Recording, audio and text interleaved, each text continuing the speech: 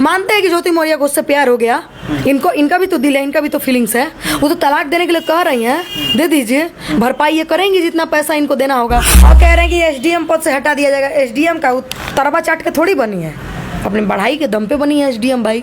आप जैसे पत्रकार गांव के औरतों से जाकर के क्यों नहीं पूछते कि तुम्हारा पति तुमको छोड़ के दूसरे के साथ अभी सूत रहा है तो तुमको क्या महसूस हो रहा होगा? आप लोग क्यों नहीं पूछने के लिए जाते हैं? देखे है ना कि पांडे जी ने अपनी बीवी को होते हुए 11 साल की बच्ची से शादी कर लिया, क्यों नहीं गए उसे पूछने के लिए तुम्हारी बीवी पे क्या बीत रहा होगा? लेकिन बात यहाँ इमोशन की है, जो चपरासी पति उसको पढ़ा लिखा कर एसडीएम पद पे बैठा देता है।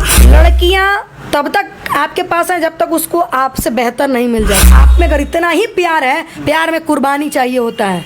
मैंने दिया है, मुझे पता है कि प्यार में कुर्बानी किसको कहते हैं। अरे महाराज, मान के चलो हम ही दिन दिन रात बतियाते थे, अभी हम 2 मिनट बात करने के लिए तरस जाते हैं। मेरा इमोशनल है, मेरा मन है कि हम दूसरे के पास चले जाएं, तो वो उनका मानसिकता है। ज्योति मौर्य का ये मानसिकता है कि हम उनसे तलाक ले लें। आलोक मौर्य को लेकर क्या सोचते? तो उनके 2 बच्चे हैं, उनका क्या होगा? पढ़ाएं लिखाएं, कौन पढ़ाएंगे? उनके पिताजी पढ़ाएंगे, उनकी माताजी भरपाई करेंगी तलाक लेने के बाद। 1947 में सब कोई आज़ाद हुआ है, ज्योति मौर्य भी आज़ाद है।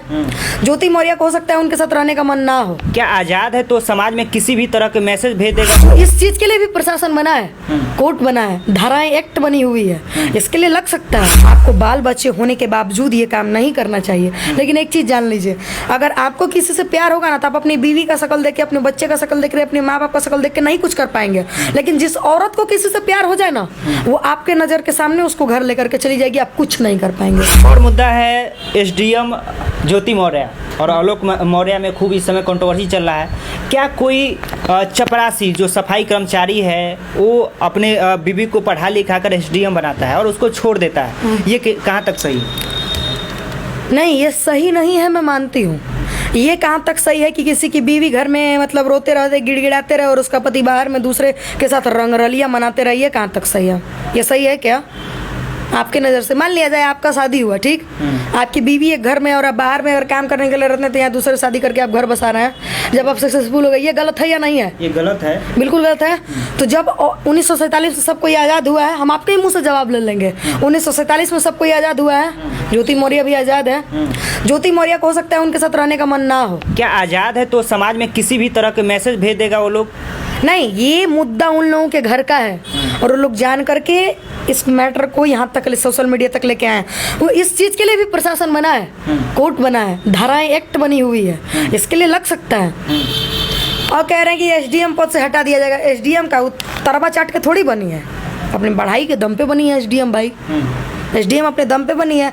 हाँ, मैं मानती हूँ कि ज्योति मौर्य जी, आपको बाल बच्चे होने के बावजूद ये काम नहीं करना चाहिए। लेकिन एक चीज़ जान लीजिए, अगर आपको किसी से प्यार होगा ना तो आप अपनी बीवी का शक्ल देख के, अपने बच्चे का शक्ल देख के, अपने माँ बाप का शक्ल देख के नहीं कुछ कर पाएंगे। लेकिन जिस औरत को किसी से प्यार हो जाए ना, वो आपके नज़र के सामने उसको घर लेकर के चली जाएगी, आप कुछ नहीं कर पाएंगे।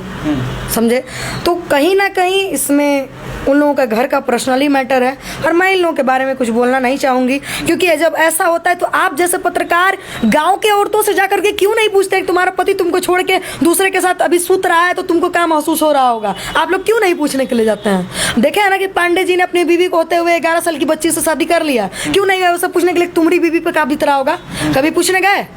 नहीं गए आप लोग। और भी एक मैटर बीचवा में सुने होंगे कि मतलब क्या बोलते हैं, 48 साल का लड़का है और 22 साल की लड़की है, शादी कर ले, उसकी बीवी नहीं होगी, उसके बाल बच्चे नहीं होंगे, उसकी बीवी पे क्या बीत रहा होगा जो अपने पति को दूसरे के साथ सोते हुए देख रही है? ये लोग तो ऐसी की जिंदगी में जी रहे हैं। लेकिन बात यहाँ इमोशन की है, जो चपरासी पति उसको पढ़ा लिखा कर एसडीएम पद पे बैठा देता है, तो दो बच्चे हैं उनके पास। मैं बताऊं एक बात कि लड़कियां तब तक आपके पास है जब तक उसको आपसे बेहतर नहीं मिल जाता।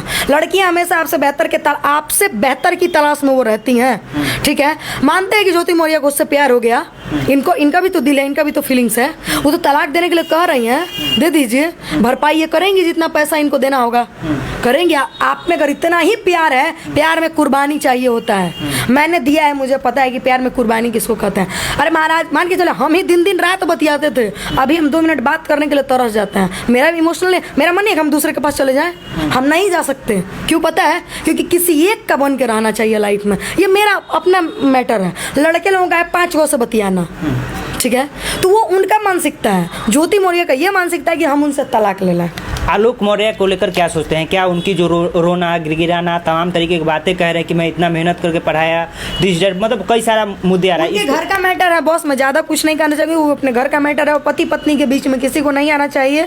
जो पति पत्नी एक ही रहेंगे लेकिन आप गलत हो जाइएगा, तो इस वजह से पति पत्नी के बीच में किसी को नहीं बोलना चाहिए। मेरे और मेरे पति के बीच जो बातें होंगी वो आपको बता देगा, कोई बीच की बातें आपको पता है। जो हम बोलेंगे वही आपको पता होगा, जो वो बोलेंगे वही पता होगा। लेकिन मेरे और उनके बीच किस बात को लेकर खटास चल रही है तो आपको नहीं पता चलेगा।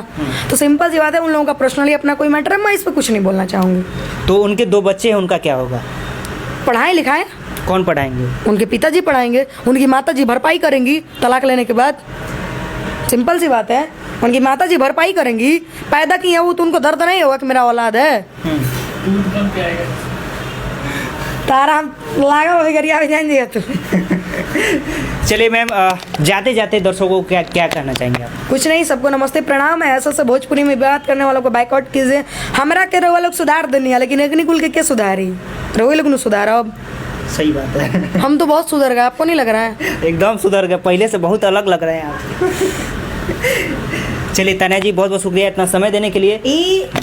और सुधरने का जब कहते हैं ना कि प्यार का रंग अगर किसी को चढ़ जाए ना, तो आपको चढ़ गया क्या प्यार करना? मतलब लाइफ इज सेट। चलिए, बड़ी खबर है भोजपुरी इंडस्ट्री का, तान्या जी अब लाइफ में सेट हो चुके हैं। इनको अब कोई प्यार करने वाला मिल गया। एक के साथ रहना चाहिए बस, मैंने जहाँ तक सोचा है। चाहे मुझे अब झगड़ा हो, लड़ाई हो, मारपीट, जिसको है ओपन हम बता देते हैं, हम हैं तो भाई किसी एक के साथ हैं। लड़ाई हो, झगड़ा हो, मार हो, पीट हो, हमारे बीच बात भी नहीं होता, लेकिन प्यार अभी भी उतना ही है। और शायद जब तक इस दुनिया में रहेंगे उतना ही रहेगा। उनके अलावा दुनिया में कोई नहीं चाहिए। बहुत इमोशनल बात है। बहुत बहुत शुक्रिया आपको। Thank you.